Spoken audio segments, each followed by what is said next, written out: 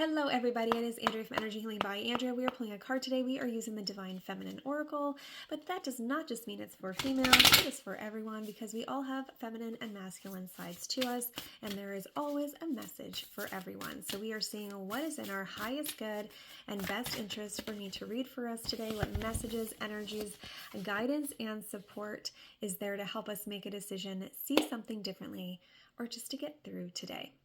Okay, so the card is Inanna, the Queen of Heaven and Earth. I have nothing to hide. I see and accept all that I am. And this card is very pretty, but there's a bit of nakedness on it. So we're just going to cover that. So there she is.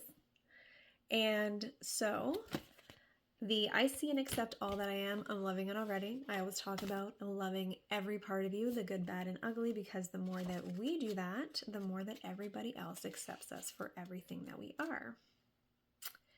Okay, 202.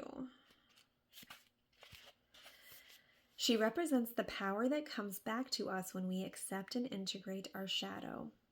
She goes into the depths of her own unconscious to merge with her twin sister self. She becomes more powerful because she is no longer using conscious psychic energy to keep her shadow or negative attributes hidden deep underground. She courageously descends and faces the aspects of herself that are hard to get to when she's fully dressed or cloaked heavily in the ego. Inanna is an invitation to get naked. She wants us to drop our defenses. She wants us to see how holy and sacred it is to be vulnerable. As above, so below. This is an alchemical adage that suggests heaven and earth are not so separate. It suggests that within us, deep down in the dark cages where we place parts of ourselves, the truths that exist there also exist right here on the surface of our everyday lives. So if we are exerting great amounts of energy to keep from seeing our shadow, it is actually playing a large role in our conscious life.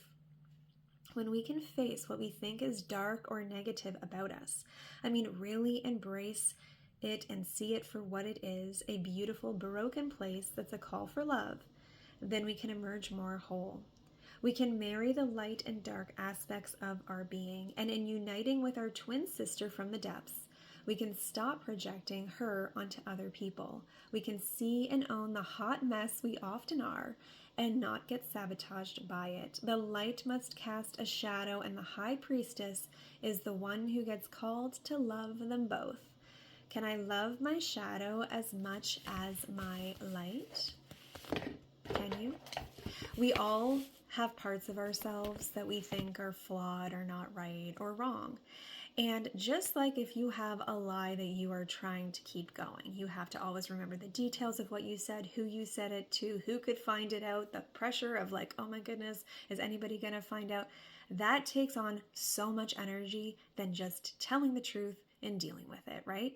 This is the same thing with us. The more we try to be perfect and pretend that we're non-flawed and we're amazing human beings, the more energy it's taking to hide those parts of us that we do feel are flawed or regret or whatever it is with those parts of us.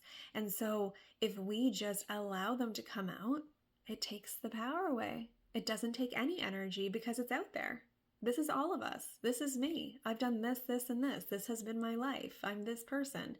And the more that you do that, the more that you call your soul family in, the people that are supposed to be in your life, the things that are supposed to be for you are going to come to you because you're being 100% honest about who you are. And who you are is 100% fine no matter what has happened. So you have to love that part of you.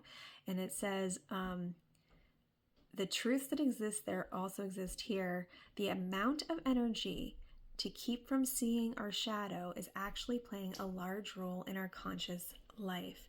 And so when you have judgment, when you are mirroring, or other people are mirroring the stuff that's inside of you, that's saying it's inside you. It's deep down there. You might be commenting on this person about that thing, but that's because it lives inside you.